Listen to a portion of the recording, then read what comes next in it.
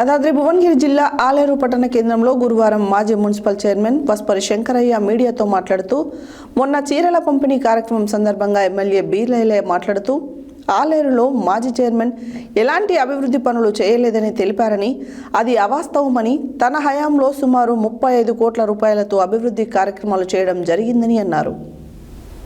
యాదాద్రి భువనగిరి జిల్లా ఆలేరు పట్టణ కేంద్రంలో గురువారం మాజీ మున్సిపల్ చైర్మన్ వస్పరి శంకరయ్య మీడియాతో మాట్లాడుతూ మొన్న చీరల పంపిణీ కార్యక్రమం సందర్భంగా ఎమ్మెల్యే బీర్లయ్య మాట్లాడుతూ ఆలేరులో మాజీ చైర్మన్ ఎలాంటి అభివృద్ధి పనులు చేయలేదని తెలిపారని, తన హయాంలో సుమారు 35 కోట్ల రూపాయలతో అభివృద్ధి కార్యక్రమాలు చేయడం జరిగిందన్నారు.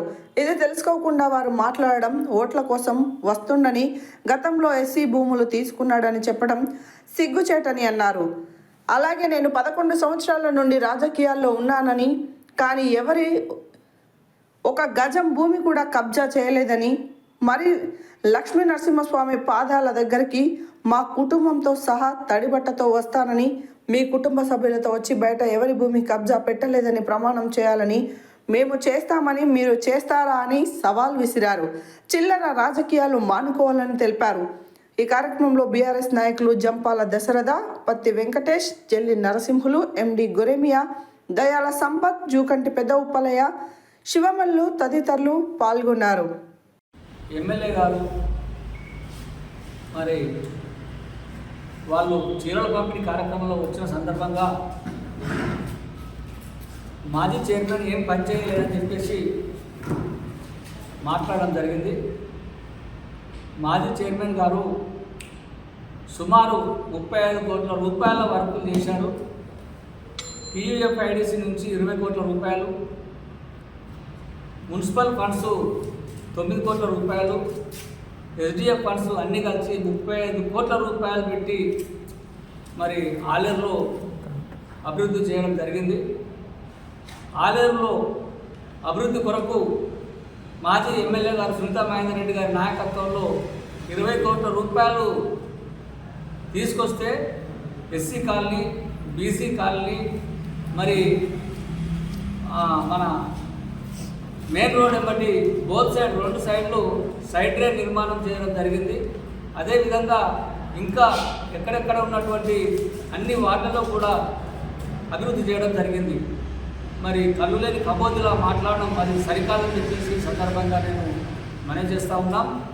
అంతేకాకుండా ఆయన మాట్లాడే విధానం ఎట్లా ఉందంటే, మరి వస్పరి శంకరయ్య అంటే ఎమ్మెల్యే గారికి ఎందుకో అంత భయం.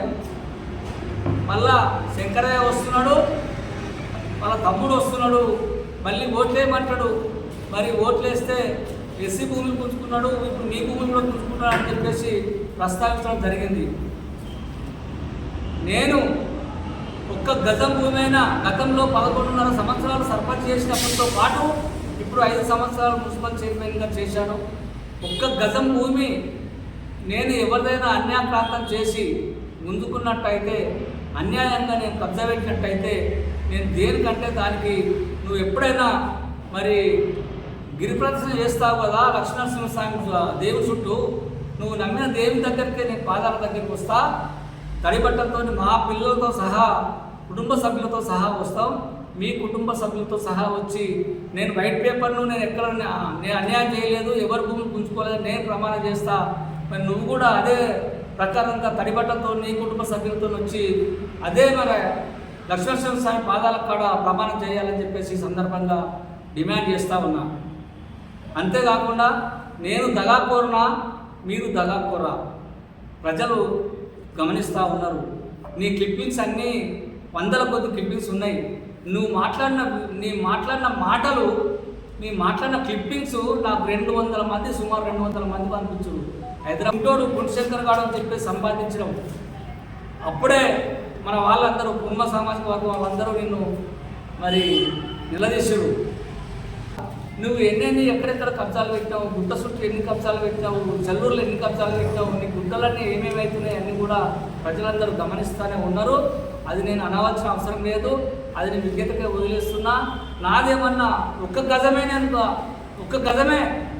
నేను కబ్జా పెట్టినట్టయితే, అన్యాక్రాంతం చేసినట్టయితే, నేను ఉన్న పనంగా ఊరెళ్ళి ఆలేరు కూడా విడిచిపెట్టి వెళ్ళిపోతా.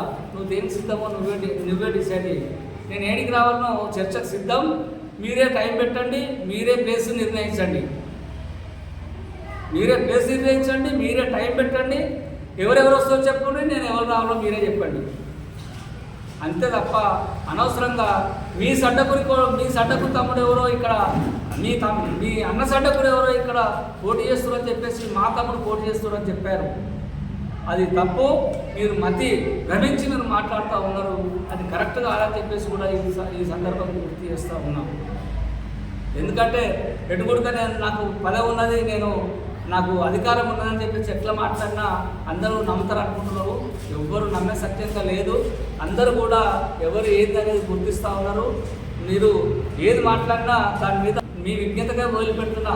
నేను ప్రజలకు సేవ చేయలేదు, నేనేం పని చేయలేదు, మళ్ళీ వచ్చినా అంటున్నావు, మళ్ళీ వస్తా అంటున్నావు. నేను నా పుష్పర్ చంద్ర అంటే మీకు ఎందుకు అంత భయం? నీకు భయం అక్కర్లేదు. నీ వల్ల నేను ఉక్కుంటా, భయం అక్కర్లేదు.